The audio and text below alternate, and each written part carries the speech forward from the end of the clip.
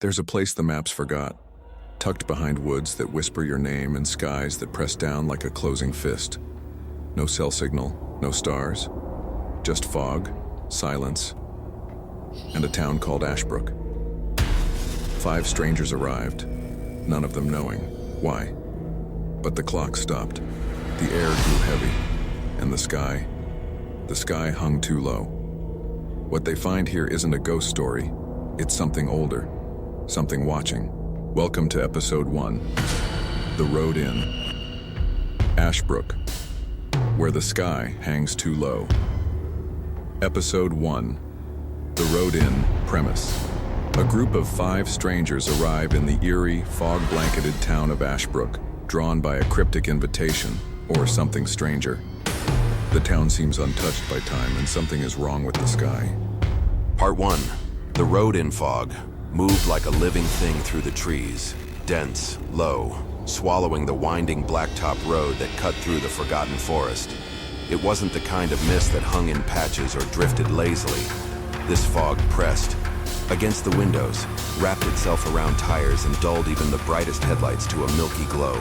The trees leaned in like listeners to a secret, branches unmoving, as if even the wind had been turned away.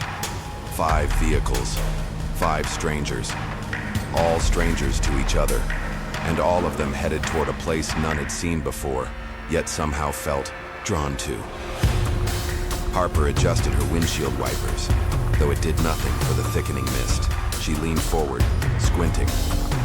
Her notebook sat open in the passenger seat, pages fluttering slightly despite the still air inside the car. The last thing she'd written. Ashbrook, last recorded mention 1911, town erased from maps. Locals refused to speak. A letter had arrived 3 days ago. No return address, just one line typed on old paper. You'll never find it unless it wants to be found. And a GPS coordinate. Harper chased ghost towns and legends for a living, but something about this one, it felt different. Not like a mystery she was trying to solve, more like a place that had remembered her. Mason drove with both hands on the wheel, knuckles white. The fog didn't rattle him. He'd seen worse in Afghanistan, but something gnawed at the edge of his mind. A humming, low and persistent.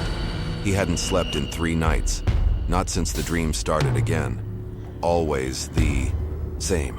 A narrow street, wooden houses with sagging roofs and the smell of wet stone. He'd wake up tasting ash, heart pounding like he was still on patrol. Then came the envelope, slipped under his door. No stamp, no name. Just an old photo inside, cracked and yellowed, of a town square. One building labeled clearly in the corner, Ashbrook, 1899. His hand trembled slightly on the gear shift. Lena's car was the smallest, barely holding up against the gravelly turns. She gripped the wheel like a lifeline, knuckles trembling. In the back seat, her sketchbook lay open, filled with pages of crooked houses, a watchtower leaning at an impossible angle, and a sky that pressed down like it might fall. She never remembered drawing them. She didn't even know what Ashbrook was until last week. That's when the gallery owner called and asked about her Ashbrook collection. She'd laughed at first. Then they sent her photos, her own work, from a show she swore she'd never submitted to. That same day, she received a postcard in the mail. No message, just an image of a misty road and the words, "Welcome back."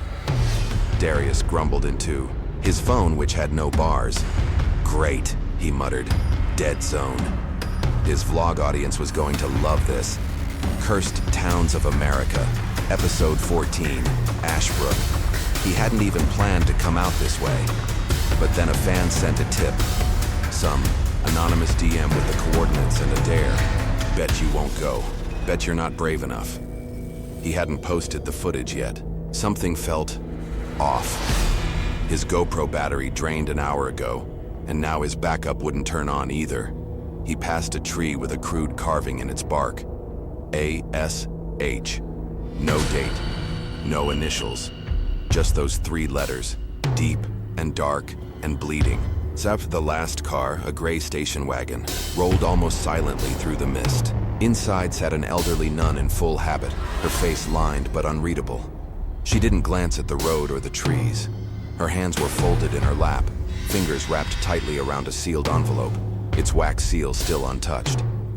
She'd received it 6 months ago, tucked inside a weathered Bible left anonymously on her chapel's altar. The letter had 3 words: bring it home. No instructions, no name. But she'd known where to go. She hadn't spoken a word aloud since leaving the convent gates. Somewhere in the trees, the birds stopped singing. No wind stirred, no chirping insects, only tires crunching gravel and engines humming faintly against the wet hush. One by one, their cars turned onto the same road, as if tugged by an invisible thread. None of them noticed each other at first, not until the fog thinned just enough for headlights to catch glimpses. A vehicle ahead, one behind. No one remembered seeing a fork or a merge, but here they all were, strung like beads on a necklace. They slowed instinctively, uneasy. Harper's GPS spun in place. Mason glanced in his rearview mirror and saw Lena's wide eyes. Darius hit the brakes as Sister May's wagon crept closer than expected. No one spoke. The trees pressed in tighter, gnarled and wet. The fog glowed, pale blue in patches like trapped moonlight. Then, through the mist, a sign appeared on the right, broken in half, one side hanging crooked. They rolled past it slowly. Ashbrook. Population. The question mark wasn't vandalism, it was part of the sign. Faded but printed. Time didn't behave right on that road. Lena glanced at her dashboard clock. It blinked 12:13, then 12:13 again, then 12:12. Darius muttered, "Okay, this is messed up." He reached for his camera. It was warm to the touch, hotter than it should have been. Up ahead, the fog deepened into a wall. The sky pressed lower, so low it felt like it might touch the trees. Or maybe they were reaching up to hold it in place. Clouds didn't move. The sun, if there even was one, had vanished. Then, chug, sputter. Each car jolted, engines died, every single one. No warning, no smoke, just dead silence. They all stepped out slowly, doors creaking in eerie unison. The air was thick and tasted of wet iron. Gravel crunched under tentative feet. No one spoke, not at first. Then, in the distance, chime, chime, chime. A bell. Slow and deliberate. A church bell. But no steeple pierced the horizon. No building stood among the trees. Just endless fog.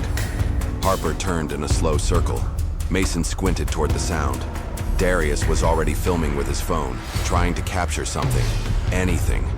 Sister May clutched her letter and closed her eyes. And Lena, voice barely above. A whisper said the words that hung in the air like ice. "We've been here before." Part 2. The bell that shouldn't ring. Chime. Chime. Chime. The sound curled through the fog like smoke, thick and slow. It didn't echo. It lingered, as if it lived in the mist itself.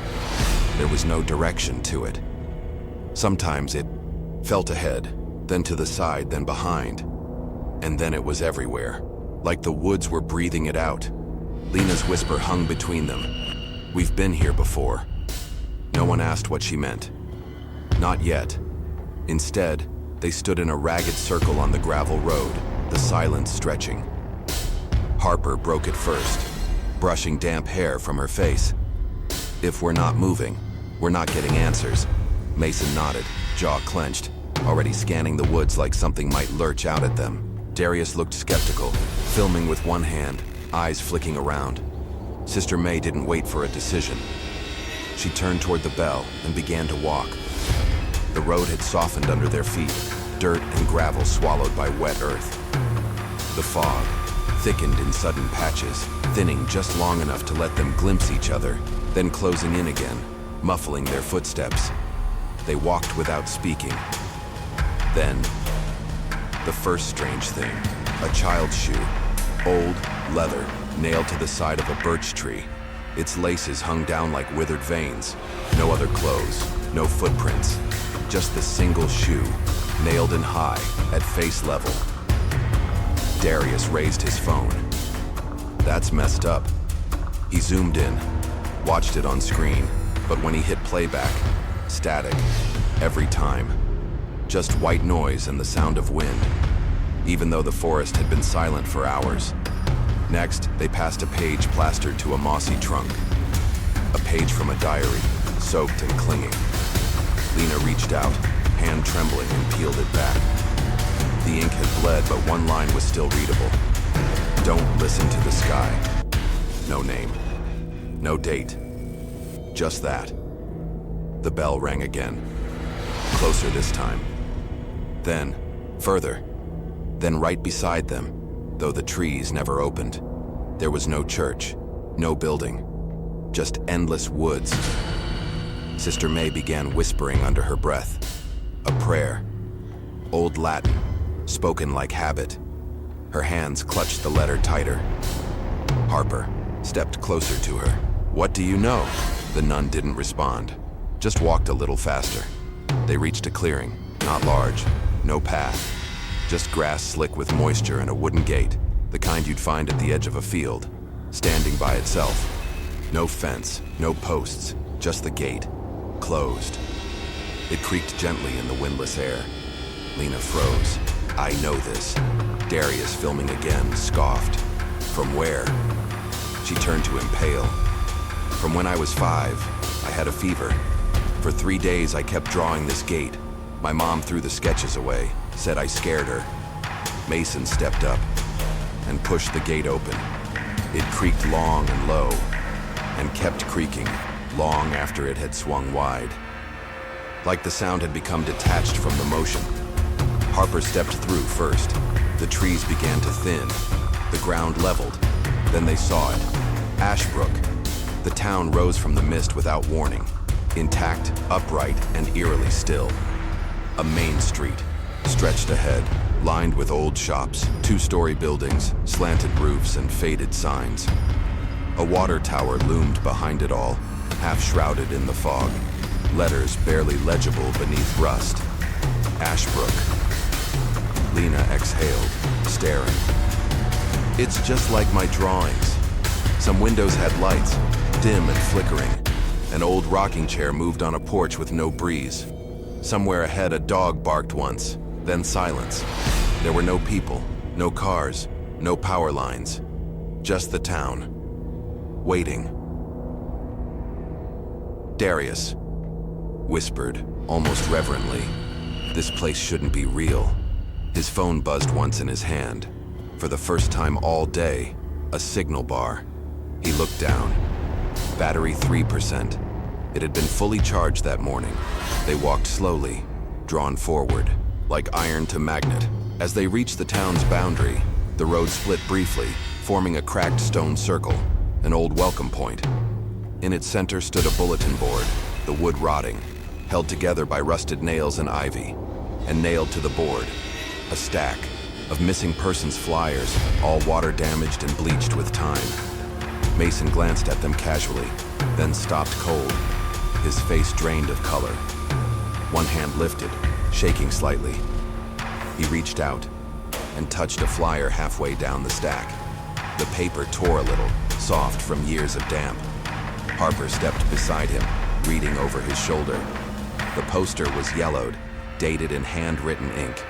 Mason T. Graves, age 32. Last seen, July 1995A. Younger version of him stared out from the page. Same jaw, same eyes, same scar above his left brow. The others gathered slowly, reading in stunned silence. Mason didn't speak. His voice, when it finally came, was hollow. "That's me, but I wasn't even born in 95. Part 3, Things That Shouldn't Be." They stood in silence, 5 figures ringed by mist and time, staring at the faded poster nailed to the warped bulletin board. Mason T. Graves, missing since 1995. Harper's lips parted, trying to say something, anything. But Mason was already peeling the poster from the wood, the corners soft and curling like old petals. His hands shook. "This is a joke," he said at last, voice low, hollow. "It has to be. Someone's screwing with me." but no one laughed. The air was thick with that kind of silence that makes your teeth itch. The fog pressed in tighter, more solid than before, like walls forming around them. Sister May crossed herself. Darius cleared his throat, uncomfortable. Maybe there's a movie being filmed here. A prank. Viral thing. No one agreed. No one wanted to agree. Harper checked her watch. The second hand had stopped. She tapped the glass. Nothing. They moved forward, slowly, into the town. Ashbrook didn't look abandoned. It looked paused. Boarded-up shops stood next to homes with clean curtains. Flower pots sat beneath broken shutters filled with dead soil and fresh blossoms. A rocking chair swayed gently on a porch with no wind. Somewhere faintly a radio crackled, but there was no static, no station. Just a soft voice repeating something in reverse. Harper whispered, "Who lives here?" No one answered. A house had a candle flickering in the window. Another had a child's drawing taped to the door. Stick figures holding hands under a sun with no face. The drawing rippled like breath was passing beneath it. They passed a barber shop with scissors rusted mid-cut in a mannequin's hair. The fog curled in strange ways here, like it moved with intention. It clung to the cracks in the pavement, wrapped around their ankles, swirled just out of reach. Time bent in small ways. Mason's watch ticked twice as fast. Darius's had stopped completely. Lena's had jumped back 5 minutes. They rounded a corner and found a small building with chipped red paint and a flickering sign. Diner. Its door was slightly ajar. Inside, the diner was warm. Too warm. It smelled like coffee and syrup and old wood. The lights buzzed softly above green vinyl booths. A radio on the counter played faint big band music, though no power lines ran into the building. A table near the window was fully set. Plates steaming. Pancakes, eggs, sausages. A glass of orange juice with a single drop sliding down the side. No one had touched any of it.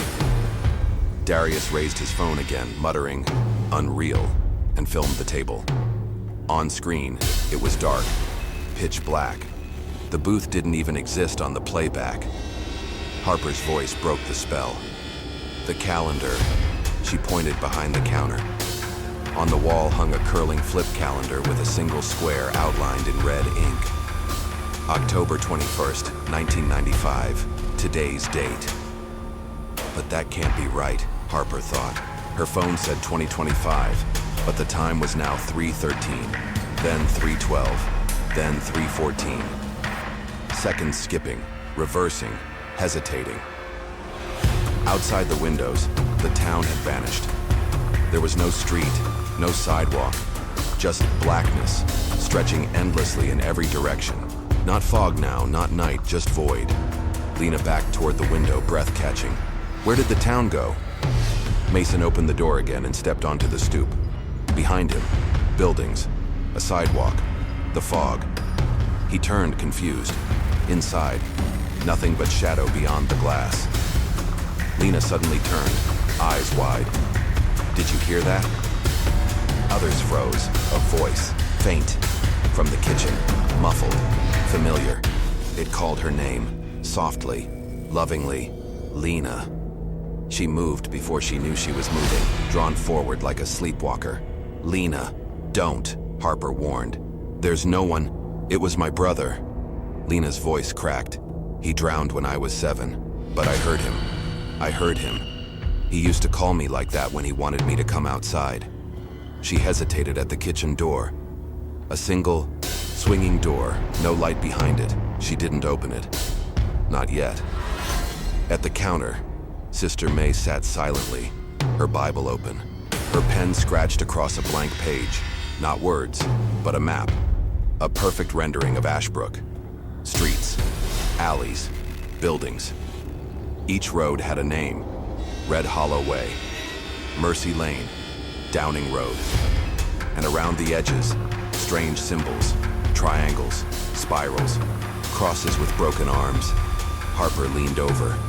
"Where did you get this?" she whispered. May looked up, eyes empty. "I was taught it, long ago. When the bell rings, the town opens." Harper stepped back. Then, the sound, ding-a-ling. the bell above the diner door, but no one had moved. The door hadn't opened. They all turned. The doorway was empty, and yet, footsteps. Wet, slow, splat, splat, splat. Across the checkerboard tile, floor, fresh footprints appeared, one after another, as if something invisible were stepping into the room. Water pooled in their wake, as though whatever had entered had just come from deep underground. 5 people held their breath. No, one spoke. The footsteps kept coming. Part 4, names that don't belong. Splat, splat, splat. The wet footprints crept toward them, one after another. The air was heavy with silence, the kind that presses against your eardrums, waiting to shatter. No one moved. Lena's breath hitched. Darius had his phone up, filming BDM, but his hands trembled, the screen dimming again to static. Harper's eyes were wide, locked on the steps forming in front of the door. Sister May closed her Bible and began whispering under her breath. Then Mason bolted. The diner door flung open, the little bell giving a final pitiful jingle. The others followed, panic infectious, unspoken. They tore through the fog-choked streets, sneakers slapping wet pavement, breath clouding behind them. None of them looked back, not until they reached the square. Then they stopped and stared. The diner. They were back. Same door, same flickering sign, same leaning lamppost across the street with its bulb flickering like a dying eye. But we turned, Harper whispered. We turned twice, took different streets. Darius spun, wide-eyed. This isn't possible. I had us on a straight shot past the water tower. There is no straight shot, May said softly. Not here. Mason leaned against a wall, drenched in sweat. I don't think we're walking in circles. I think the town's folding. Lena was staring at the ground. The footprints didn't chase us. Harper turned. What? They didn't follow, Lena said. Whatever it was, it wanted us to leave. They didn't go back in. Instead, they walked. Slower now. The fog seemed thinner in some places, but only to lead them deeper. The town breathed around them. Lights flickered without power. Window curtains swayed behind glass. A child's toy rolled down the sidewalk before toppling over, unmoving. Mason stopped suddenly. He was staring. At a familiar house, green siding, flower box, rusting tricycle in the yard. I've seen this before, he whispered. Harper turned toward him. I remember it. I was 7. My mom was holding my hand. We walked past this house. I dropped my toy soldier right there, he pointed. And a woman opened the door to give it back. He blinked hard. But I've never been to Ashbrook. Lena looked at him, voice barely audible. Maybe we never left. They found the church on a hill, half swallowed by vines and time. Its steeple was cracked near the top. The metal cross bent like something had grabbed it and pulled. The bell inside was silent, rusted still. Sister May pushed open the doors. They groaned like an animal in pain. Inside, it smelled like mildew and wax. The pews were dusty, but untouched, no signs of collapse. A single candle burned at the altar, its flame too still. Behind the pulpit, a mural covered the wall. It showed Ashbrook's founding, pilgrims standing beneath the open sky, lifting tools and prayers. But as they looked closer, the sky was wrong. Beneath the blue paint, shapes twisted, eyes, limbs, something massive and watching, woven into the clouds, and the longer they stared, the more it moved. Harper stepped back first. Her nose had started bleeding. It's watching us, she whispered. May didn't answer. She was behind the pulpit, hands running over the aged wood, fingers slipping into a small groove. She pulled out a cloth-bound journal, old, handmade, the leather cracked with time. Inside, Lena read aloud. The sky folds too close. The clouds hide teeth. The second Ashbrook lies beneath the first. Made of echoes and shadows. They all looked up at once. Darius shouted. A figure had appeared in the back pew, small, unmoving. A child. Its silhouette sat perfectly still, head tilted. "Hey," Darius called. "Hey, are you okay? What's your name?" No reply. He stepped forward, phone raised. "We're not gonna hurt you, we just want to know where we are." When he reached the pew, it was empty. No child, just a cracked porcelain mask left on the bench. Blank white except for red painted lips. Its glass eyes stared upward, not at him, but the ceiling. Darius slowly reached for it. The mask was warm. Outside, the light had dimmed again, too fast. Lena checked her phone. It was only 2:43 p.m., but the sky was darkening, like a thunderstorm had crept in, but without wind, just stillness. A twilight tone, wrong for the hour. They stepped back onto the street together and stopped. The street signs had changed, not just the names. The font was different. The metal was blackened. The rust moved upward, as if gravity had reversed its. Rot Mason read aloud. Brimstone Way. Harper turned. Another sign. Marrow Hill. They turned in unison toward a third one. Its letters were clearer, newer. You're already home. No one spoke. Not even Sister May. Somewhere in the growing dark, the church bell tolled once. Chime. Part 5. The street with no exit. The street sign still read it, clear as carved stone. You're already home. No one spoke. The air pressed heavier now. Like fog wasn't just damp anymore. It was dense, dragging at their lungs, weighing on the bones. Silence had shape, texture. It clung like spider silk. Harper tried to speak but found her throat dry, her voice small. I think we need to go. Just pick a direction and keep moving." "We have been moving," Darius muttered. "We just keep ending up deeper." Mason scanned the buildings, jaw tight. "There was a water tower," he said. "I saw it. Before. Metal. Red paint. I don't know why, but maybe it's a way out. A landmark. Something real." "Splitting up is a bad idea," Harper warned. But he was already walking. "I'm going. You don't have to follow." Lena hesitated, looked at May. Then wordlessly they followed Mason, shoes scraping the quiet street. Darius and Harper lingered, unsure, then turned and went in the opposite direction, deeper into the town's looping heart. Mason's pace was brisk, focused, but tension bled through, a soldier's alert gait. The shadows grew longer. Even in places the light didn't change. Glanced upward. There it was, the tower, but not quite right. It leaned, slightly, impossibly, to the left, as though the laws holding it had slipped. Its metal shell was rusted, flaked like dried blood, and its shadow stretched in the wrong direction, not away from the light, toward it. May stopped first. This place shouldn't be here. Mason walked forward anyway. The base of the tower was open, stairs winding upward, slick with dew. He peered inside the empty reservoir below, dark, dry. Then, a voice. His own. Faint, echoing from below. "You were here before."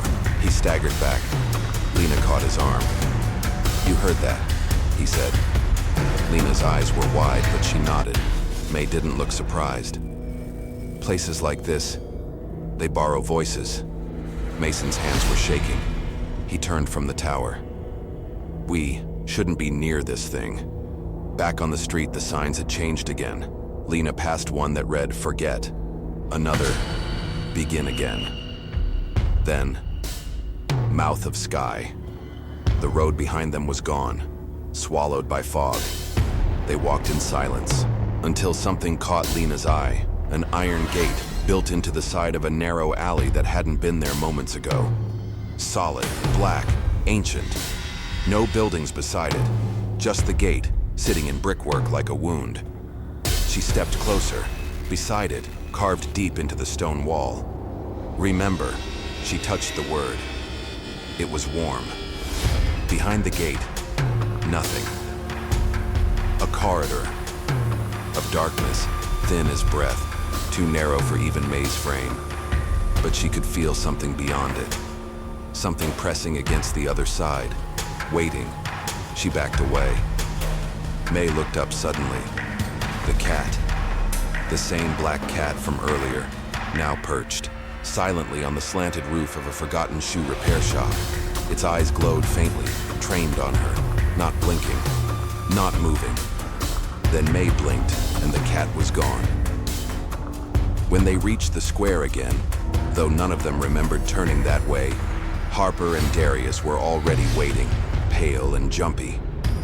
"We circled," Darius said. "Everything's twisted. None of the roads match what we walked. They're not supposed to," May said simply. Harper clutched her phone. "No signal, nothing. Maps app just shows us in a void, like the world ends 50 feet from here." Mason looked shaken. The tower whispered to me, in my voice. It knew things, called me back. Lena's voice was low. The alley said, "Remember." Then, all at once, the lights turned on. Every window, every home, every store, every boarded-up relic of this place flared to life with a pale, humming glow. Even those with no power lines, even the ones with no walls. The windows glowed golden and too clean, almost inviting. Then the shadows came. From inside, silhouettes began to gather, not moving, not speaking, just watching. Figures shaped like people, but subtly wrong. Elongated necks, shoulders too wide, heads tilted at impossible angles. Their eyes weren't visible, but their presence was. The group froze. All around them, the town stared back. A soft creak echoed down the street. One window slowly opened. Part 6, the window that opened. The window creaked wider. The glass shuddered softly, like the town was inhaling. No breeze, no sound, just that yawning square of darkness where no one stood, but something watched. Harper stepped back first. "Close it. Somebody close it." "It opened on its own," Mason said. "Do you really think we can close it?" The others didn't answer. The glowing shapes in the other windows didn't move. Still silhouettes, still watching. But somehow, closer than before, Harper's voice dropped. "I think we're surrounded." Then, without a word, Sister May walked forward, straight to the open window. She didn't flinch, didn't tremble. She stared inside. The others called her name, but she raised a hand. Silence. Then, she reached into her cloak and pulled out the sealed letter, the one she'd clutched since the road, still unopened. She held it out to the empty window. No one took it. But in that moment, all the lights in the other windows went out. One by one, like a circuit of dying stars. Only the open window remained. And then it closed. May turned, face pale, but calm. "It's not ready yet," she said. They moved quickly after that, not running, just not staying. The town felt shifted, rearranged, like a dream remembering itself differently. The fog hung lower now, almost level with the rooftops. Somehow the church bells tolled again. Even though the steeple had collapsed, Mason touched his chest. His heartbeat didn't feel right, too slow. As they walked, Lena grabbed Harper's sleeve. "Look." A house sat crooked at the corner of a cul-de-sac. A flickering sign swung from its porch, the Hollis Inn. But the place looked freshly cleaned, curtains drawn, porch light on, a faint warmth spilling from its windows. Like someone was expecting. Guests. Harper hesitated. "I don't trust it." "Do we have a choice?" Mason muttered. "We can't keep walking through this." Reluctantly, they stepped onto the porch. The door creaked open before they touched it. Inside, warmth, a fireplace, furniture without dust, a bell above the counter. Darius hit record on his phone. Again, just static. He cursed. No service, no footage. It's like we're ghosts. May walked to the front desk. A guest book sat open. Fresh ink. Names written in clean cursive. She flipped backward, page after page, names upon names. Some scratched out, others blurred by water stains. Or time. Then she stopped, pointed. There, on a page from over 50 years ago, Harper Winslow. Harper staggered. That's not possible. She flipped again. Another page. Lena Cross again. Darius Vant. Even further back, faint ink on yellowing paper. Mason Price. But the date, 1934. Lena whispered, "This town, it's not just looping. We've been here before, over and over."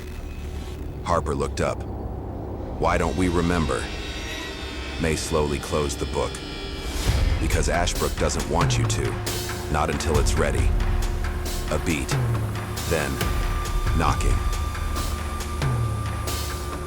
3 soft taps at the front door. They froze. No one moved. More knocking, but softer now, like fingers brushing wood. Mason moved to the peephole, looked out, paused, then slowly. His hand fell away. "What is it?"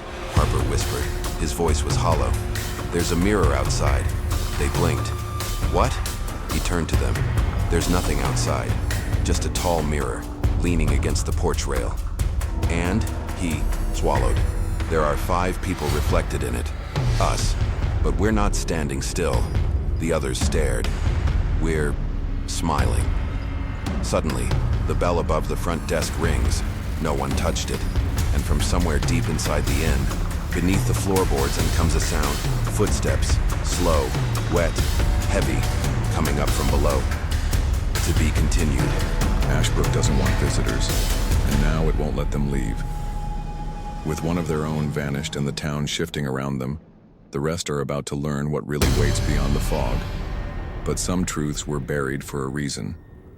And in episode 2, something buried claws its way back up.